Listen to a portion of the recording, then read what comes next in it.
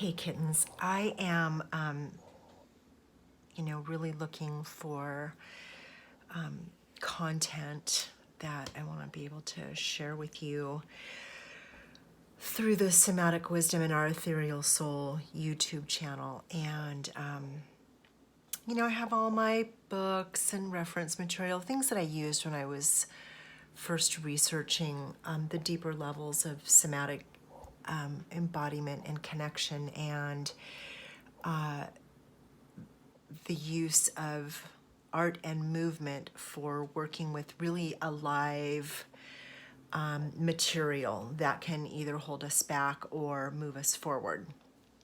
And I recently signed up for a free little workshop. I just love some of these gatherings where they have researchers and scientists and people who are fairly well, like really well versed. I shouldn't say fairly, that's pretty much undermining their entire education and training and life study and life's work. But they're educated in a certain way through a certain lens, because many of them are white. I just need to put that out there. Those are the white researchers and PhDs and scientists and specialists. They're highlighted the most. Okay, let me just frame that. They are highlighted the most. That being said, there's a lot of value that can be utilized and pulled out of their research and what they're saying. And so I'm watching one this morning, this afternoon, from Barbara Fredrickson. She's a PhD, and she's written, I don't know, like 140 peer-reviewed papers and, la. She's got all the receipts. And so, but she's saying a lot of really interesting things here. And of course, I'm taking them all and looking at them through the lens of one of the things they're talking about, toxic positivity. She is a specialist in positive emotions. And so, they are talking about toxic positivity and what that looks like. And I think they even pulled out, sometimes people have just enough information about a topic to make them dangerous. And that's what she's alluding to, that people who say, the attitudes or the theories of positivity are toxic, and they can be for sure. And I'm looking at that statement through a variety of other lenses, like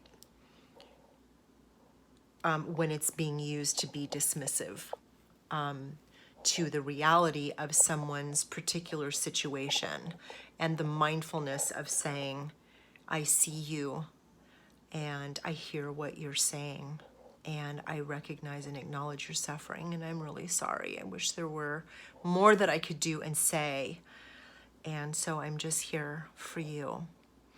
Versus saying, they're not suffering anymore, which I've said. I will own that. I have said that, and that was my own projection of stuff. It'll get better. It's not that bad. It could be worse. All of those things can be perhaps framed as toxic positivity, right? I'm dismissing what you're telling me, and I'm only going to focus on the positive. Dr. Fredrickson her studies are on positive emotions and not specifically positive thinking or just statements of positivity. And she is talking about thoughts, emotions, and behaviors. And it might be that she's talking about behaviors, thoughts, and emotions, and that maybe emotions, thoughts, and behaviors, and that maybe there's an order to it. Not entirely sure. I haven't studied her stuff before. I haven't studied her work. I'm unfamiliar with her as a researcher.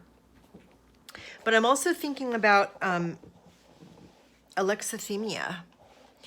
And for people who have a difficult time experiencing, identifying, and expressing their emotions just in general. So when we look at positive emotions, where does that experience fit into this? Was that condition or experience included in her research? I don't know, curious, thinking about all kinds of things. But my work is somatic. My work is based in the body. And she is talking about some very interesting things, one of which is biofeedback. We have these apps on our devices that tell us if we've slept well and are we tired, or am I calm? And nature has a biofeedback system. Our whole human experience of being a part of this natural world is that there are biofeedback systems in place for everything. And for us as human beings, it's emotions. And one of the things that I really appreciate about what she's saying right here, and I've been waiting this whole time to get it. I was like, okay, I know it's in here somewhere. She's going to say it. Altering our thinking, our perception, our physiology, the way we carry ourselves, the way we move through the world, this is all connected to emotions. Emotions are a mind and body experience. And when we are looking to apps and devices and biofeedback systems outside of ourselves to tell us how we're feeling, we're even more disconnected. That's my part, right? We're even more disconnected. We're actually relying on external information, whether it's from AI or an app or ChatGPT, like, what should I say? What should I, a biofeedback app on our phone, on our watch, to tell us what we might be able to find internally if we stopped long enough and said, what's happening here? What am I noticing? What am I feeling in my body?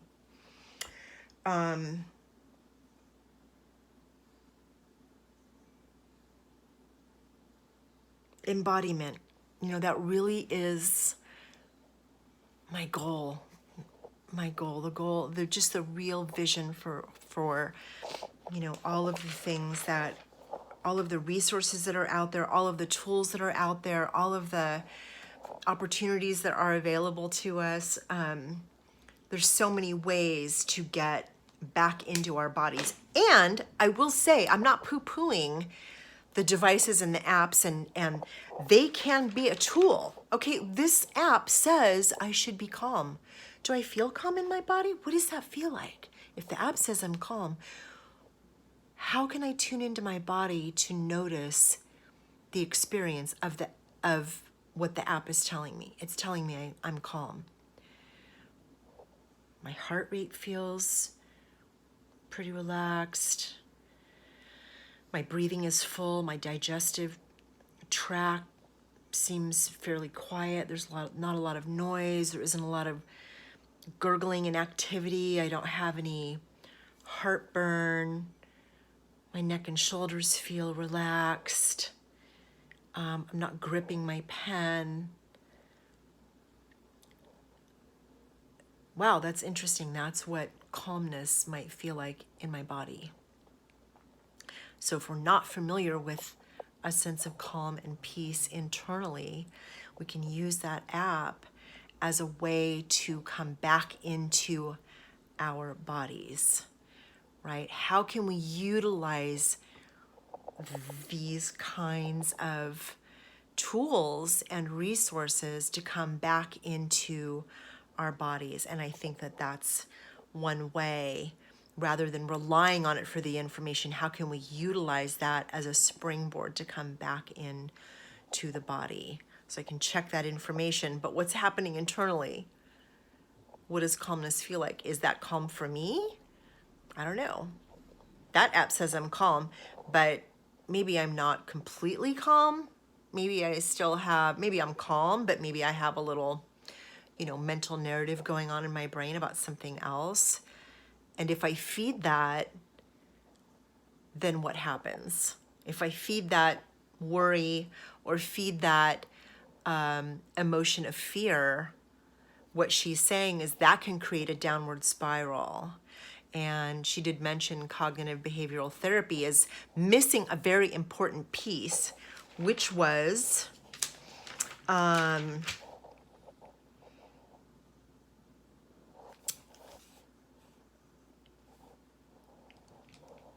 cognitive behavioral therapy is not positive thinking. It's basically non-negative thinking.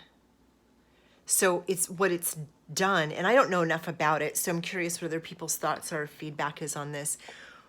What Martin Seligman is saying is that because it's non-negative thinking,